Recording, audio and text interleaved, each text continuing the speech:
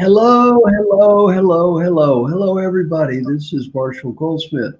Welcome to LinkedIn Live. We're being put on by the Methods Network, a wonderful organization doing some great work, which is especially appropriate today, teaching people how to communicate in a time where we can't all be there face to face, where we have to communicate using new technology. An amazing job they're doing. And let me briefly introduce myself. We've got some wonderful people with me today to get started. My name is Marshall. I'm from a small town, Valley Station, Kentucky. Went to school in Indiana. I got a PhD at UCLA. I was a college professor and dean when I was young. And then for 43 years, I've done three predominant things. One, I travel all around the world speaking and teaching. Been to 102 countries, and on American Airlines alone, I have over 11 million frequent flyer miles. So I used to be a mega flyer. Then the second thing I do is I coach executives. I've been the coach of the CEO of Ford and Pfizer and Glaxo and the World Bank and Walmart and the Mayo Clinic and on and on and on. And what I love about coaching is that's where I learn everything. And then I'm supposed to teach them, but in practice, they always teach me more than I teach them.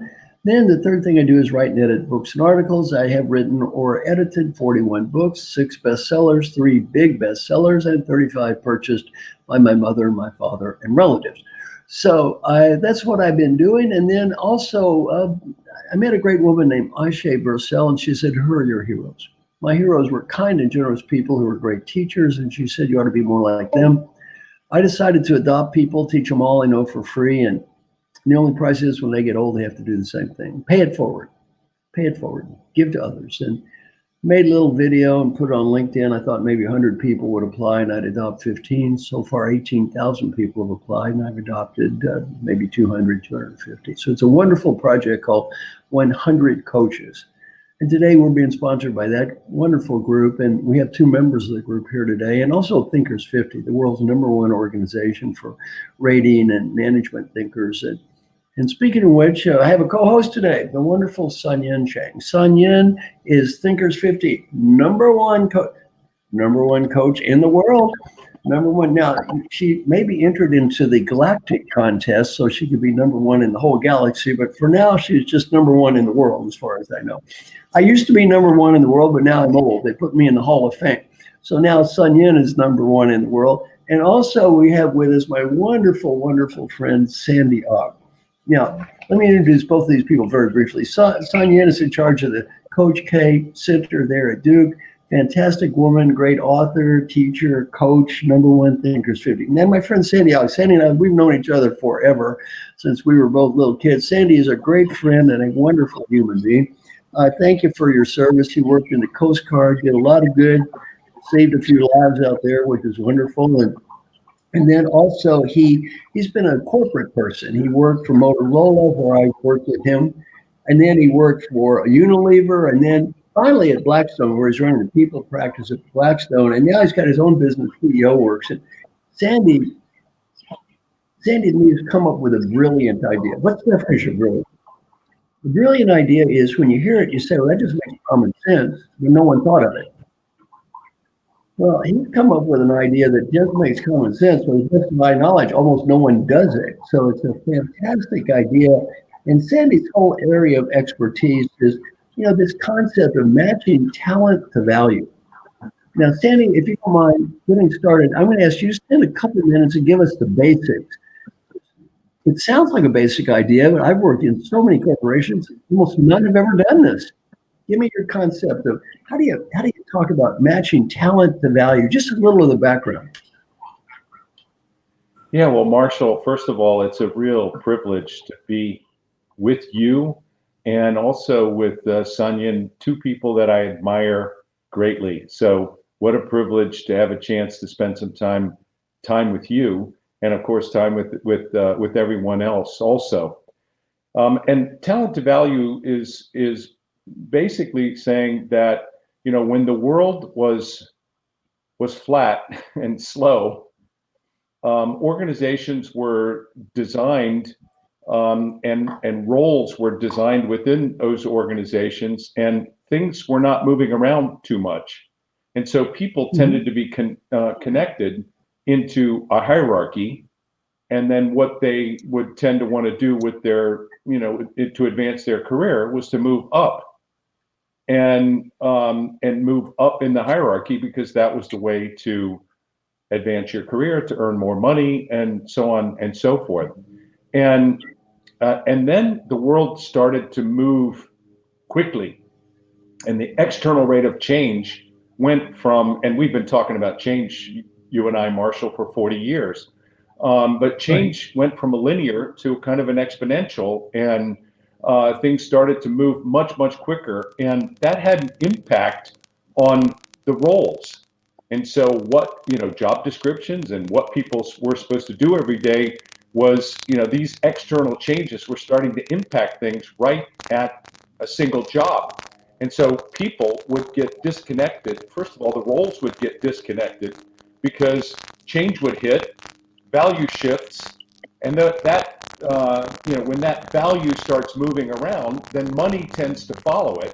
And the next thing you know, you have people who are sitting in roles which are no longer connected to value. And so my thing was that when change hits, value shifts, money moves, and people don't, because they tend to be trapped in the hierarchy. And so what we need to do in order for organizations to perform better and for people to have more fun and fulfilling jobs is to connect talent back to value.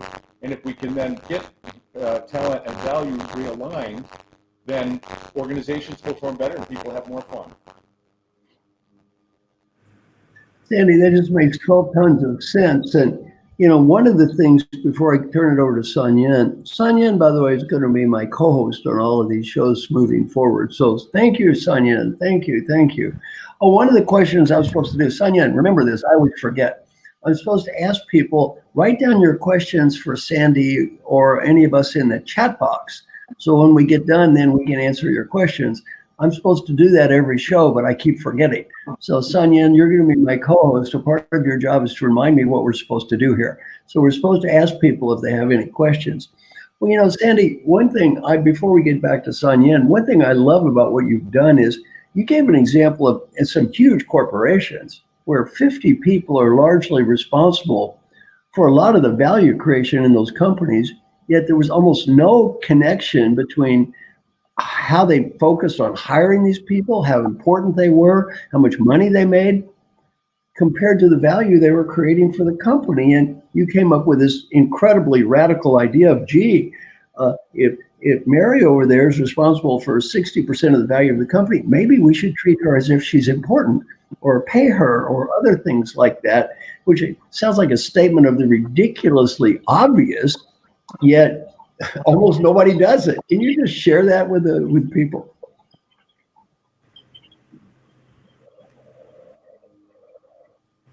Yeah, well, I think that, Marshall, it's such a fundamental and important question, because if, and when you think about the way people are put into jobs, people are aspiring to become a vice president, or aspiring to become the head of research and development, or whatever it is. They're aspiring to roles, and these roles have, tend to be fit into an organization with a certain pay structure, and that pay structure is linked to the market. So what is the market pay for this particular job?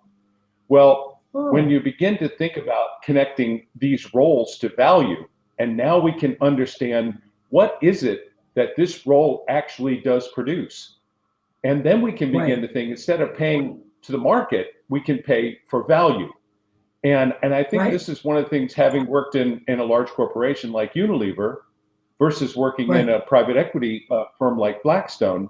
I think Blackstone and the private equity industry has understood that if you can create an alignment of incentives, where if what we want to do is to increase the value of the company, if we can get the people connected to value, and their pay connected to value, we have a better alignment of incentives. And so this makes, makes all the jobs and different things that people are doing, like I say, produce better results, and everybody has more fun. Sandy, one thing you mentioned is I don't know if you can give me just some of the back to the details. It was a fantastic story about you had this one person who's really responsible for billions of dollars worth of value creation, and they quote promoted him and put him into a staff job where his role was reasonably meaningless when he was fantastic where he was, and how insane that was. Can you kind of share that sort of an example? Yeah. I think, Marshall, we see this all the time. Is that, one example which is kind of fun is if you look at in many change programs or many transformations that people are going through, one of the things we discover that's a source of value is procurement. So if we can buy Yeah. things better, we can save money. And the money that we save, it creates value. And then when you look at, well, who's responsible for procurement? And you discover that the head of procurement is, reports to somebody who reports to somebody who reports to somebody who reports to the CEO. And so we may have someone who is sitting at, 4 or 5 layers down in the organization, and yet they're responsible for hundreds of millions of value. And so we could have a person who's in a role that is rated as a $60,000 job that is responsible for $600 million of value. And then when we begin to, you ask, well, who's responsible for that? Well, I don't think I know that person. Well, maybe it's important to get to know them. And the converse of that is, we are moving, people aspiring to go to a job which is higher up in the hierarchy. And, we do this with salespeople all the time. Brilliant sales person who's working on a major account. And in order for that person to earn more money, they have to get promoted to sales management. And they may not like sales management, and they may not be very good at it. And so we destroy value by taking them off the account and making them a manager. Yeah, this is great. Sandy, I just love what you do. It makes so much sense, and it is just not even thought of in so many companies. Sanyin, briefly introduce yourself, and you ask Sandy the next question. Hi, so I'm Sanyin. I am the executive director of the Coach K Center on Leadership and Ethics, and I'm also a professor with the Duke University's Pratt School of Engineering. And Sandy, inherent in what you're talking about is that we've shifted from a complicated world to now a complex interwoven world where small levers can actually have major effects, right? So that person that is lower down in procurement can actually have major effects on the value creation. So my question for you is, right now, I mean, core to what you say is there's this beautiful dynamism, and in such a dynamism, it's affected by external forces. We've just been hit with a major change where that's forcing everyone to reimagine what their world will be like 2 years from now, what their company will be like 2 years from now. How do you see the role of reflection and really understanding what one values as applying to that value creation and inventing the company that will be prevailing in the future? Yeah, well, Sanyin, first of all, you have a cool job, and I'm such a huge fan of what you do. I'm following you on on LinkedIn and seeing the very interesting things that you're doing, and I really appreciate you and what you do. And thank you for the question. I think that if we go back to this premise that change hits and value shifts. So here we are, and you look at most organizations and you look at their plans are up and to the right, up and to the right. Well, all of a sudden, change hits in the form of this COVID crisis, and value shifts, but it does not shift up and to the right. It shifts down pretty dramatically. And so it goes down, and then we're trying to all figure out, well, how long is it going to stay down, and when is it going to come back, And to what extent is it going to come back? And that shape of the area under the curve, is it a V? Is it a U? Is it a bathtub? Is it a W? Because we're going to open and close and open and close. And in that environment, when we talk about roles and people connecting themselves to value, now value is shifting around quite a bit. And so and in our organizations, we're having to think in 3 time horizons kind of all at once: 40 days, 4 months, and 4 years, because we want to be able to respond to the immediate crisis and see if we have an existential issue. Are we going to run out of cash? And then in the sort of 4-month time, well, when are we going to reopen, and are we prepared to reopen? And if we shut things down really hard, how easy is it going to be to reopen? And are we going to, sort of lose opportunities because we're not prepared?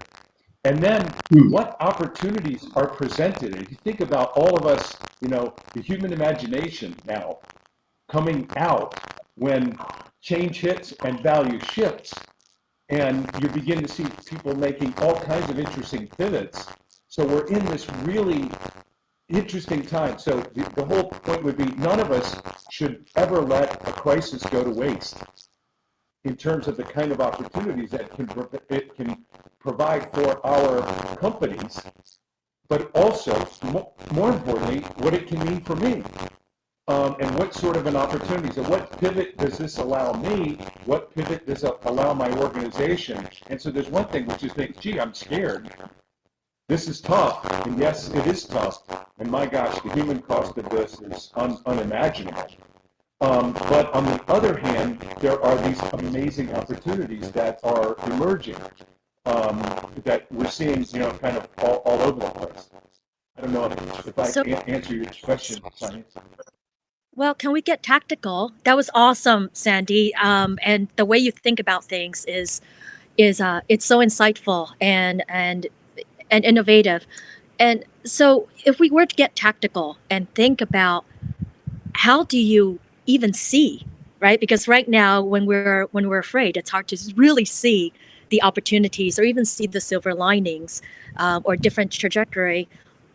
What are some of the actions or suggestions you have for helping our viewers be able to see and then imagine?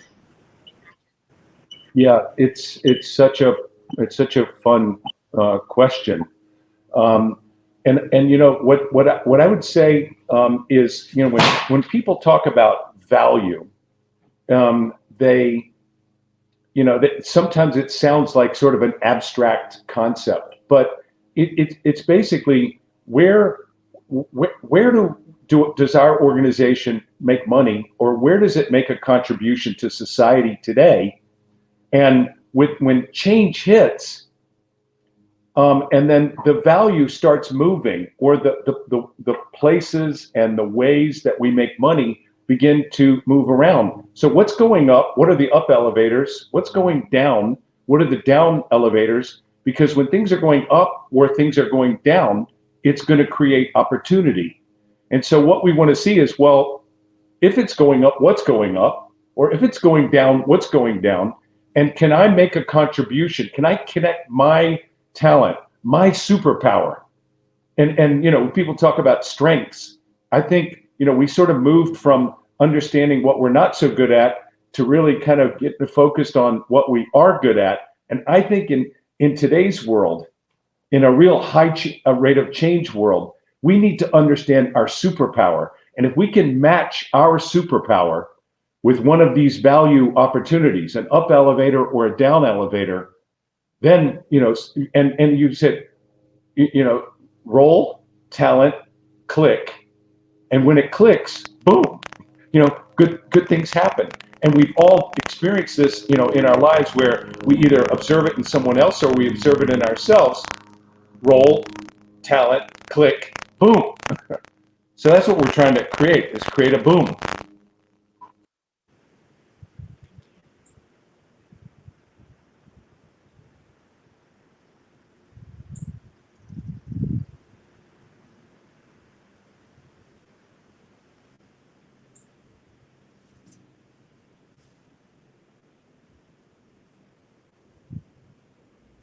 Marshall, I think you're muted. Wait a minute. Now, yeah, Sandy, now can you hear me? Yeah, Sandy, that's a great title for your next book, Click. I just talked to Mark Ryder, my book guy, right? He loves you and he loves that title, Click. So your next book, Click. We're advertising it right now. Click. You see a book called Click. You heard it here before it was even written. That's a great, great title. I love that title. Now, Justin, I'm sure we've got some wonderful, one comment and then questions. You know, Sandy, this matching talent to value, this applies to everyone on this call. I mean, you know, Sanyin has talent. I have some kind of talent. Hopefully you have talent. But we've had to change the way we match our talent to value because the definition of value out there is different than it was 6 months ago.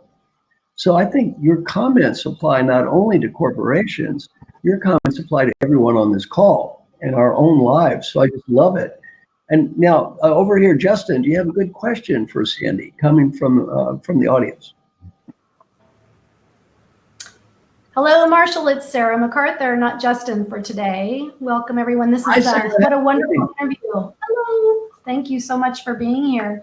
We have a question from Christina Imre, and she has a question for you, Sandy, which is, what's the most obvious trend you can see in talent development as a result of Corona? Yeah, wow, that's a cool question. You know, I think that if you look at Corona, there are kind of three big energies. One is shutdown, and people an opportunity to connect yourself to what happens in the shutdown. And so there's this immediate focus on cash and so on. And so therefore talent development, you know, becomes very, very short term, and we're focused on that. And then there's reopen, and there's a whole reopen energy that, you know, begins to emerge, and it's going to continue now for months. And there may be shutdown, reopen, shutdown, reopen. So, you know, there may be a W kind of energy in there. And then how do I connect myself to that value? And then when you look at the new opportunities, I mean, there are so many new things that are going to emerge as a result of this crisis. You know, if you think about, like, you know, I was listening to you know, someone who was working at a university, and they said, hey, for 20 years we've been trying to get online education going, and then in 1 week we pivoted the entire university to online in 1 week. Which had been talking about it for 20 years, but these circumstances create opportunities that never existed before. And so, and it's one thing to say, well, you know, talent development from the point of view of someone doing talent development to me. But there is the other thing, which is connecting, as Marshall was saying, connecting my own energy, my own talent to value. And I think part of it too is discovering your superpower. Because, you know, if you can understand what your superpower is and what you can bring, then, you know, and connect yourself to value in interesting ways. You know, and I would, you know, you got to say, you meet someone like Marshall and you say, wow, this guy has superpower, and he's not confused about what isn't his superpower, and he's very good about connecting himself to value. And you know, if you were to track the last 40 years of his career, you know, he has pivoted a number of times. So he hasn't been waiting around for someone to take responsibility for his life or his career. He's connected himself to value continuously. And, you know, hence 41 books and, you know, 6 bestsellers, 3 giant bestsellers. That's connecting yourself to value. Thank you. Thank you. How about Justin? One more question, and then we'll wrap up. All right. Or well, Sarah, it's not Sarah, just, it's still Sarah. Good to see Still you. Sarah. Still Sarah. So we had one other question, which is similar to the last one, Sandy, but it might help help the listeners a little bit get a little more defined on what you do, which is, do we need to value talent differently during a crisis? Isn't talent like gold? that would remain gold regardless where you put it and in whatever situation? And this question is brought to us by Nitin Kumar. Very good. Very good. Yeah. Great question. There's just no doubt that talent is always valuable. It's always valuable. The problem is we don't always have people connected to value. So there's waste when you have a superpower and we're only utilize a part of that person's superpower in the role that they're in right now. And so to the extent that when you have a crisis, the more we can understand the jobs to be done. If we can understand the jobs to be done, and I can understand how I connect to those jobs to be done, that's how we get this role, talent, click. Now we've got a click, and boom, these extraordinary results. And by the way, it's essential in a crisis. When we go into shutdown, if we understand a very focused set of jobs to be done, and we can get the right talent on it, click, boom, and same way when we get into reopen, you begin to think about, we had to shut down all the schools. Now we need to open all the schools back up. What are the jobs to be done in reopen? They're different. And you may have the same role. The people were doing one thing in shutdown, another thing in reopen, another thing in reimagining the company, and different jobs to be done. I can connect myself to value, and by the way, there's no time to be pulling people out and put other people in a crisis. You have to go with what you got. You got to go with what you got. And I'm in a number of the private equity organizations where I'm working. They say, well, gee, this particular CEO is really good in this situation or not good in that situation. But in the crisis, we're not changing that person. We're looking at the jobs to be done, and we're saying, what is it that we're going to do? And you begin to complement, you begin to do there's all kinds of strategies that we can use in that in order to, but we're not confused. The value in a shutdown is focused on cash. The value in the reopen, is a different focus. In reimagine the company is a different focus. And how do I connect myself with that? Well, finally, I just want to say, Sandy, thank you so much. We'd love to have you come back and join us again. You've got so much good. You get so much good. That we'll never get all of it in one short talk. Sanyin, thank you so much for being my co-host. I'm very honored to be with you, to be with Sandy. What a couple of great human beings. Both members of our wonderful 100 Coaches organization, which is filled with just amazing and fantastic and wonderful people. So thank you, Sandy. Thank you, Sanyin. Sandy, please come back and visit us again if you get a chance. Sanyin, looking forward to working with you. And pretty soon I'll delegate to you, since you're #1 leadership coach in the world. You can carry this ball. So thank you. Thank you, Sanyin. Thank you, Sandy. Thank you, everybody. And as with all of our calls, our mission is just trying to help you have a little better life here. We're going to give you a bunch of ideas. Whatever works for you, use it. If it doesn't work for you, take a deep breath and let it go. By the way, my email is marshall@marshallgoldsmith.com. If we tell you something that's helpful and useful, helps you have a better life, let me know about it. If you think it sucks, keep it to yourself. Thank you very much.